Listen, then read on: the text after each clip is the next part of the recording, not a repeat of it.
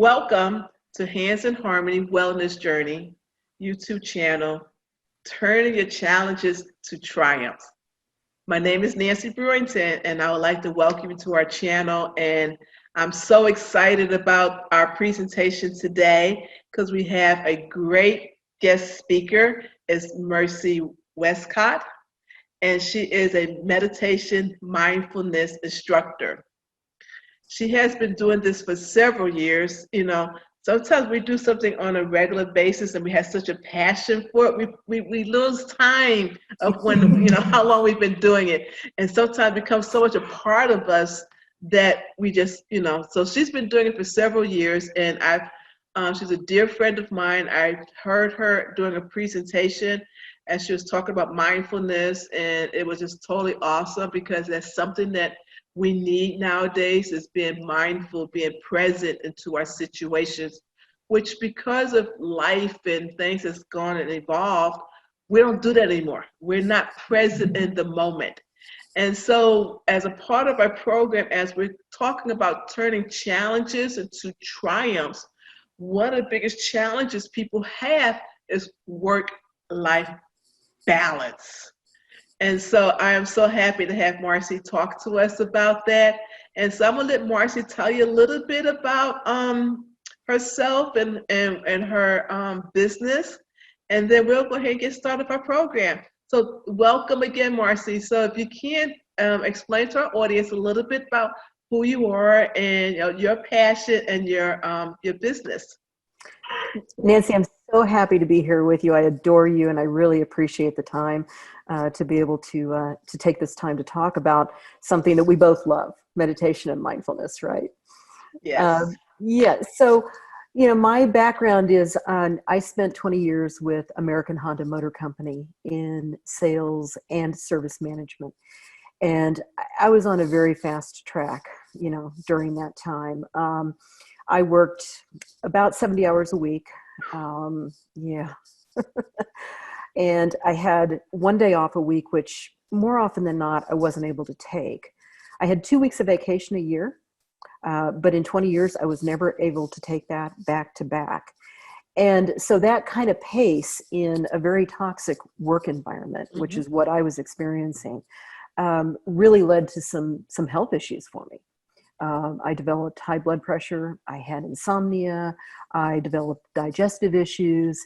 And so after 20 years, I basically, needed to make a change, for the sake of my health, both mentally and physically.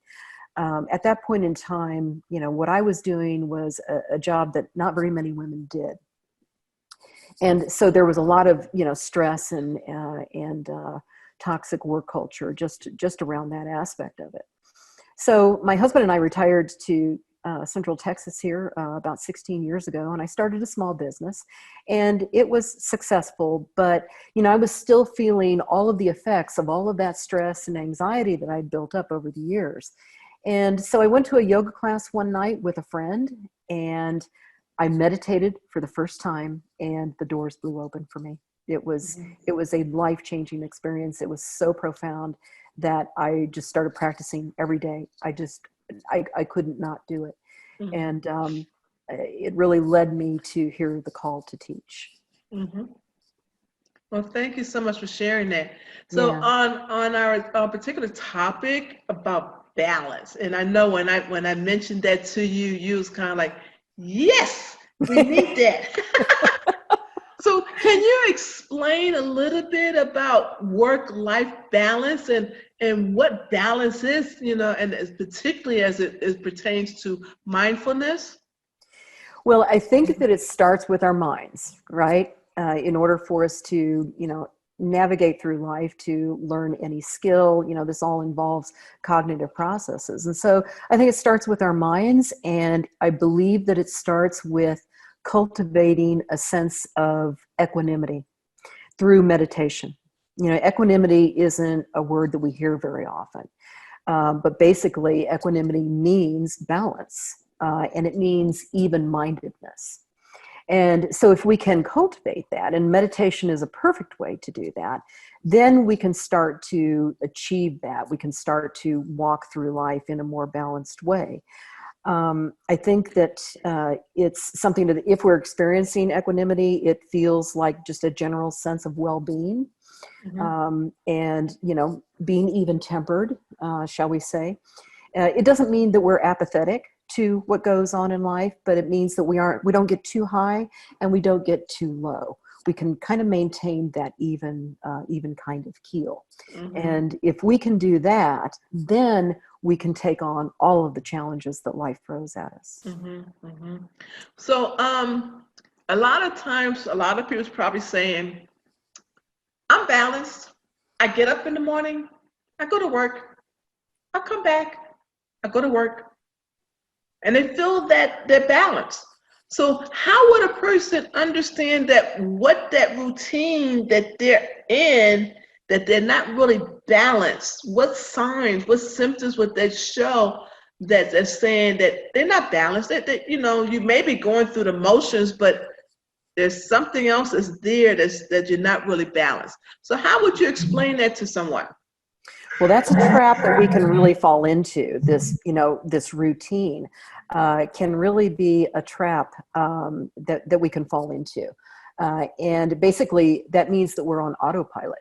And when we're on autopilot, we really aren't experiencing our lives to the fullest. And my question in a situation like that would be, how are you dealing with things as they come? Are you reacting to them, or are you responding to them? And meditation and cultivating this sense of equanimity enables us to let go of reacting to situations and to respond to them instead. So, and then when we talk about reacting versus responding, what's the difference? Well, reacting is really creating stress within our nervous system. You react to something, that means you may have a very quick temper. You may react in a way that isn't appropriate for the situation. You may react in a way that creates more emotional turmoil for you and for the person or the situation that you're in. And so this reactivity is really a kind of a compulsive thinking pattern that we can go through. And so if we can once again go back to cultivating this sense of equanimity, this even-mindedness, and meditation is, I think, the best way to do that, then we're able to take on life's challenges and respond rather than react. And respond means coming to it in an appropriate way. And I think that's what's been going on in our society.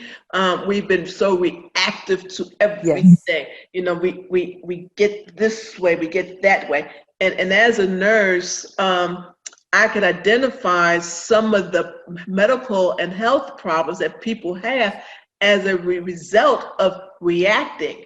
High blood pressure, cardiovascular problems, even autoimmune diseases has occurred from us having chronically, which means continuously, reacting to certain situations versus kind of, as you would say, maybe stepping back and then learning how to respond to it differently. Is that kind of absolutely. Yes, that's exactly, you put it perfectly.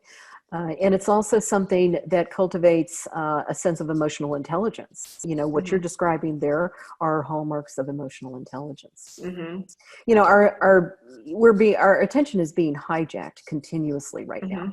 And when we're in this overreactive state and in it chronically, like you brought up, we call that amygdala hijack, that amygdala that is the fear center in our brain.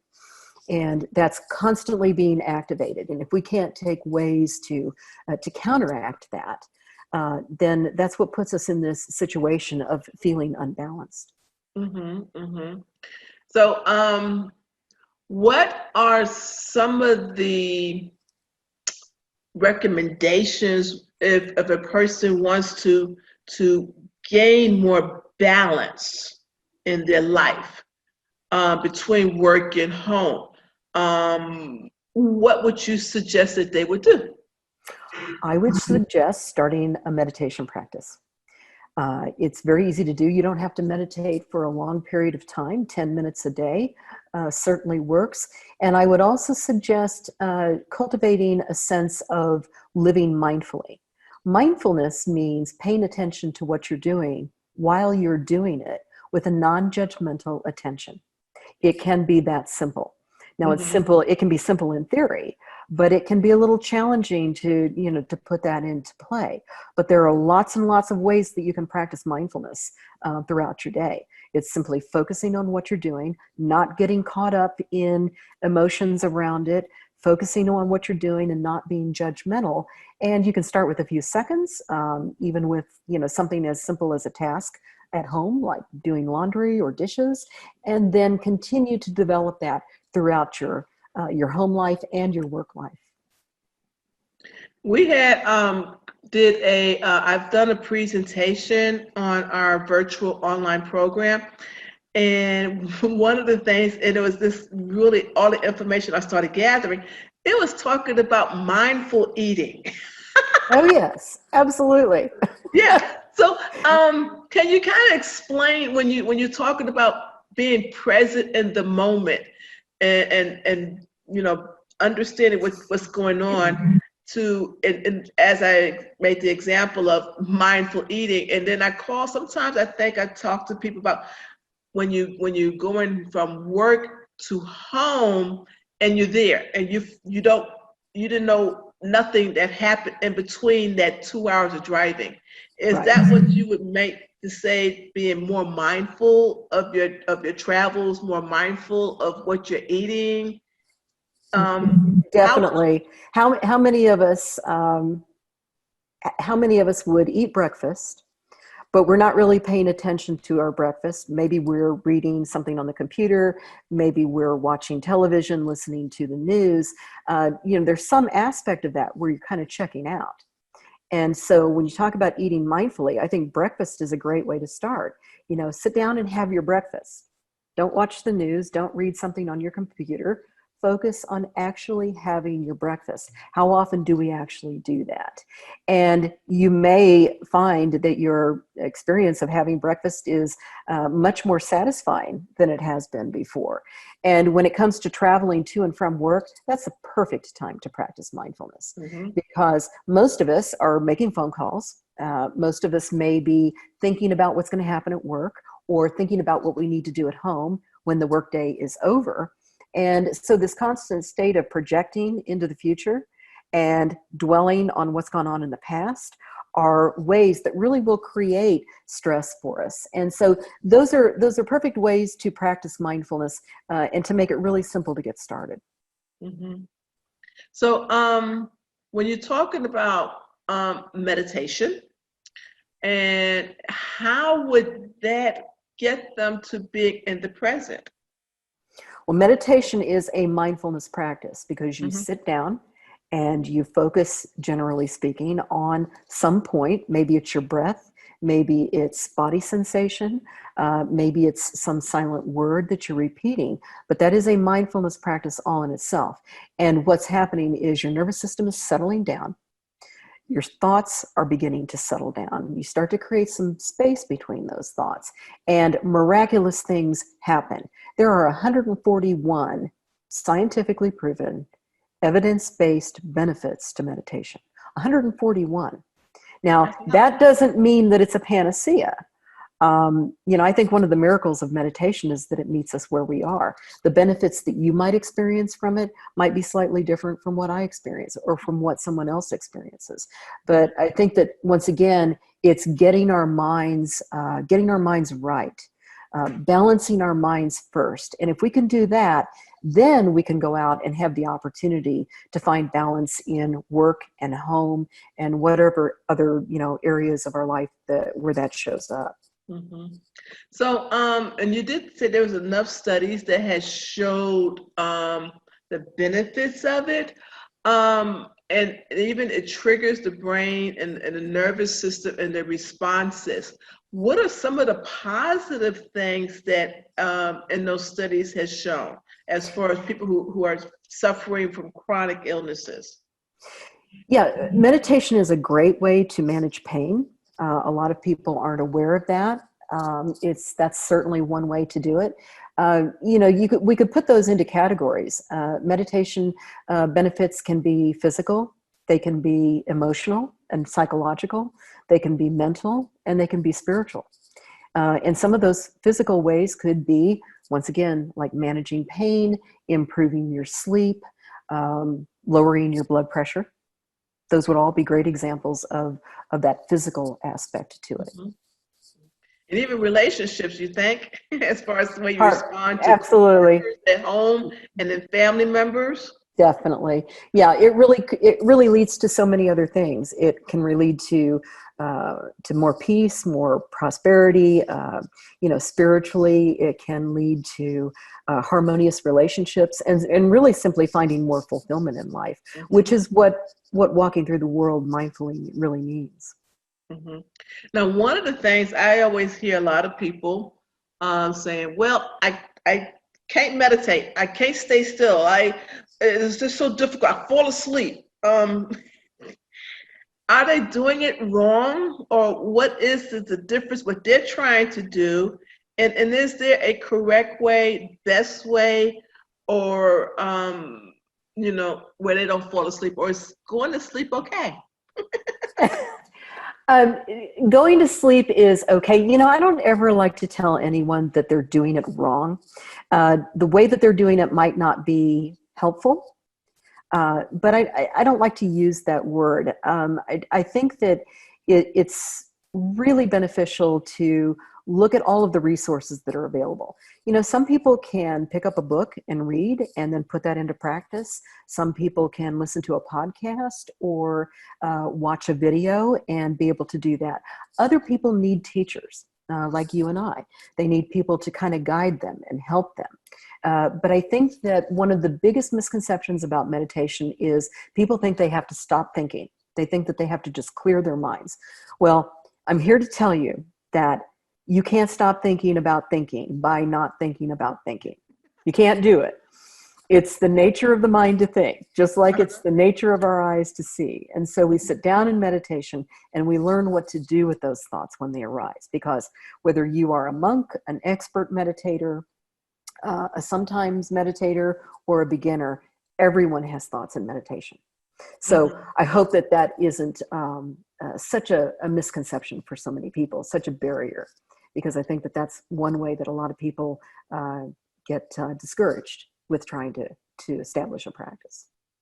Yeah, because I know a lot of people that, I try to talk to about meditation, and the one thing that they would get very angry about is the fact that and I guess may have been a long time ago, or the practitioners of long time ago would say, clear your mind. Yeah. And you said perfectly, you cannot clear your mind. No. And so, and as people remember that saying from a long time ago, clear your mind of all thoughts. And then when people's trying to practice a mindful meditation, they realize I can't clear my mind, so I'm not doing it correctly. Yeah, it doesn't mean that at all. There are ways to handle those thoughts, ways to allow your nervous system to settle down so that you really start to access subtler and subtler levels of the thinking process. Mm-hmm. And, I have lots and lots of new meditators who come to me and they experience the new meditator nod. They become so relaxed that they think that they are nodding off. Now, oftentimes, what we find is that people aren't actually sleeping. They're just in such a state of relaxation that they haven't experienced before that they think that they are. And if they truly are starting to fall asleep, then, what I recommend is to maybe get a little more rest before you start the practice, and that can help that. Mm-hmm.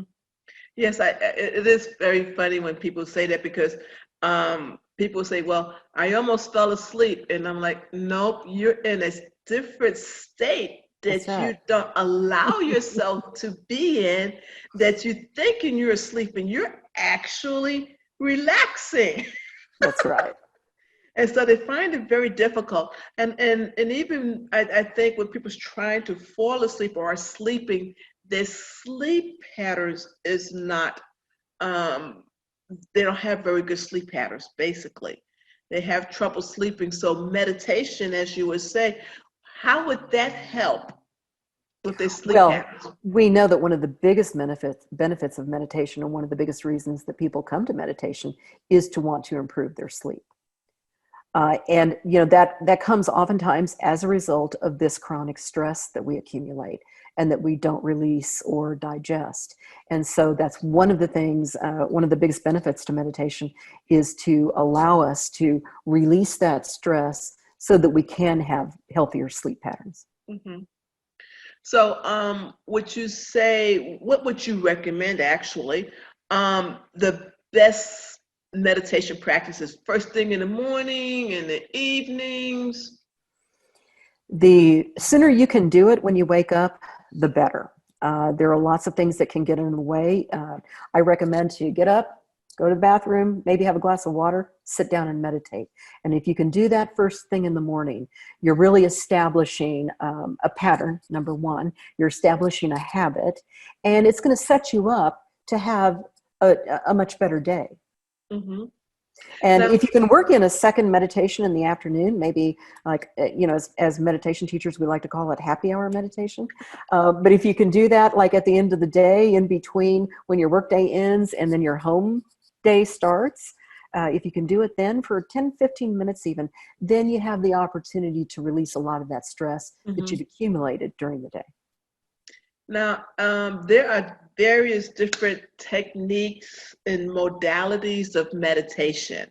Definitely. Would you say, is it one different than the other, or is it individualized based on the person themselves? I really do believe that it's a matter of what resonates with the individual. What is, we all come to things differently. We all experience things differently. And I don't think it's not a one size fits all, type of situation. And so there are a multitude of different types of practices. And I think it's all about experiencing as many of them as you can, and then finding what you feel like resonates for you. Mm-hmm.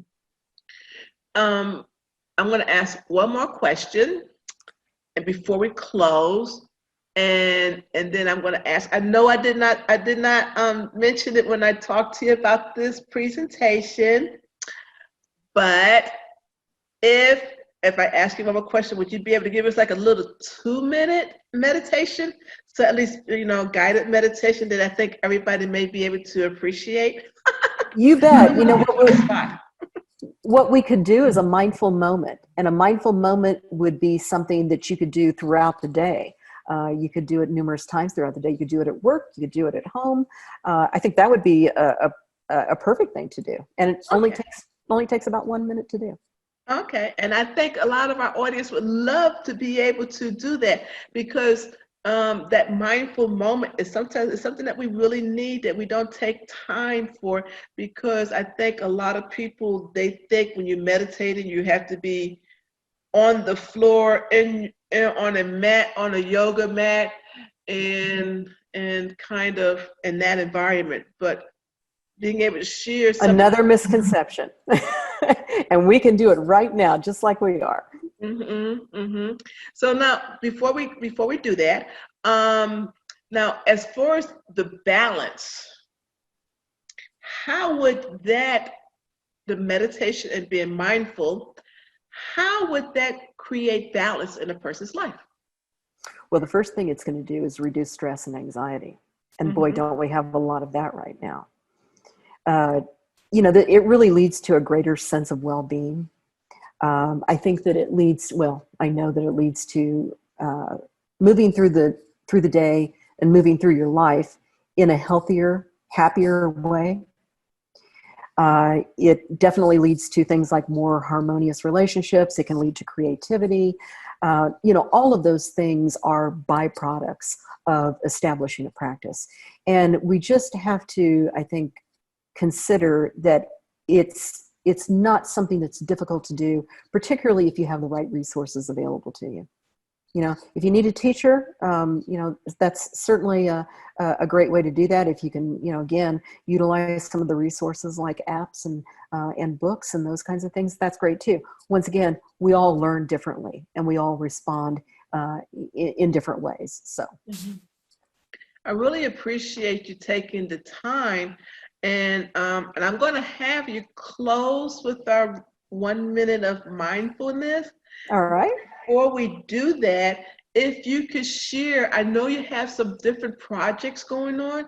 If you wouldn't mind sharing that with our audience, that I think would be of great benefit for them. If you could just tell us a little bit about it, I appreciate it. Oh, yeah. Well, absolutely. Thank you for the opportunity. Well, you can visit my website, thestillstatemeditation.com. I have a 6-week series starting next week, Wednesday, the 23rd. And this takes a deep dive into all of the aspects of meditation, what it takes to start a practice, how you can do that, different techniques that you can experience to determine, which ones you think are most effective for you. And so that's a 6-week series. And, like I said, that's starting on September the 23rd. That's a great way to get started. And it's also, if you're an experienced meditator, it's a great way to deepen the practice. Well, I'm not sure if everybody who gets to see this video will be able to take advantage of it, but if they are you offering any specials? I am. The 6-week series is $125, and for your subscribers, your members, we can do that for a $15 discount. Okay, great. And the seed series is something that I'm teaching ongoing, throughout the year. We start one series, and when that series is over, we start another. So you can always go to the website to find out what those dates are. Right. So I do appreciate that, at least providing it to our subscribers who's watching this.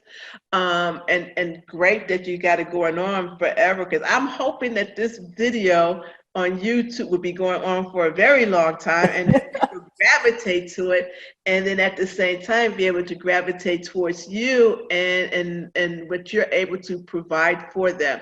Oh, And we'll have all of this information at the end of this presentation so that everybody will know how to get in contact with you. And then also to know that some of the things that you're talking about for mindfulness, that we'll have some classes on our learning platform with our Hands in Harmony Thank If It program. And at the same time, we're going to have, the possibility of having you to be one of our, providing some classes there too as well. yeah. So I just want to say thank you so much. And Well, thank you for creating your platform. I think it's a wonderful resource for people. And, certainly whenever folks come to the video, that Hands in Harmony, special offer will always be available to them. Well, thank you so much. So, what do we do now? Want to practice a mindful moment? Yes, please. Okay, let's do it. All right. So really simple. So we're going to get comfortable where we're seated. And I'll invite you to close your eyes. Now, if someone isn't comfortable closing their eyes, they can shift their gaze downward. But if you can, close your eyes. And bring your attention to your breath. Not changing the rhythm or the speed or the way that you're breathing. Simply bringing your full attention to your breath.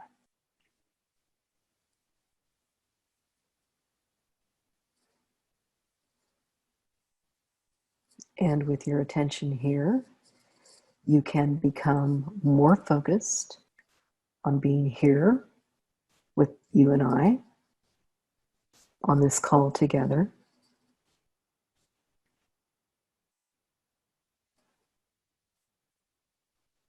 And now we can take this opportunity to set an intention for the time that we practice, whatever that may be.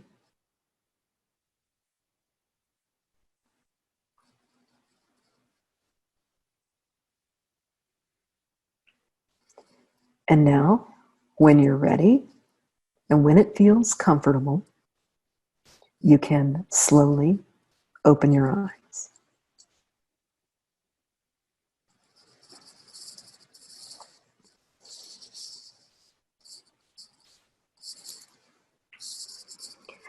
So as you can see, that was very simple. That didn't take really any time at all. But this is a great practice that people can use if they're, in the course of their workday, you find yourself feeling really stressed in a situation.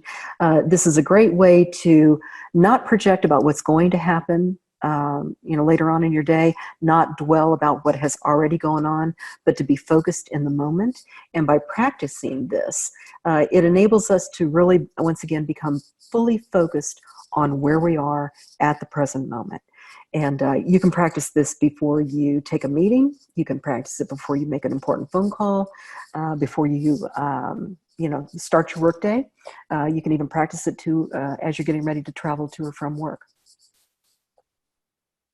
Well, thank you so much, Marcy. A lot of times people, they have a hard time, what they call finding balance. One of the things I believe in finding balance, you have to start with self, the foundation. And that is being present in the moment, where you're at, what's going on around you. And you can't do that if you are in so many different directions. You can't gain balance on a seesaw if you're up or down and because you're in the past or the future and not in the present. And I think that is the foundation of gaining balance in a person's life, whether or not it's at work or whether or not it's at home, that you need to set the groundwork and the foundation of anything that it could be built on is being able to be present in the moment. And I do appreciate you so much for being a part of this. And I think our viewers is going to gain so much from it. We're going to have some more information on how they can get a hold of you and then your workshops and your series. And then our next presentation is going to be on self-care. Because now once you get this foundation built, now you're going to have to start learning different behaviors, and one of them is self-care. That's right. That's so well said. Yeah, and so thank you for having me. I really appreciate the opportunity to be here with you. Thank you for the work that you do. I think that your wellness platform is just outstanding, and I think it's going to be a great resource for so many people. Thank you so much. You have a wonderful day, and viewers, stay tuned for more programs that we're going to be having for you. If there's anything that you would like for us to go out there and find and present to you, please put it down and give us comments and recommendations. I really appreciate it. I cannot do this alone. The journey is yours, and I just want to be there with you as you travel it. Thank you and take care.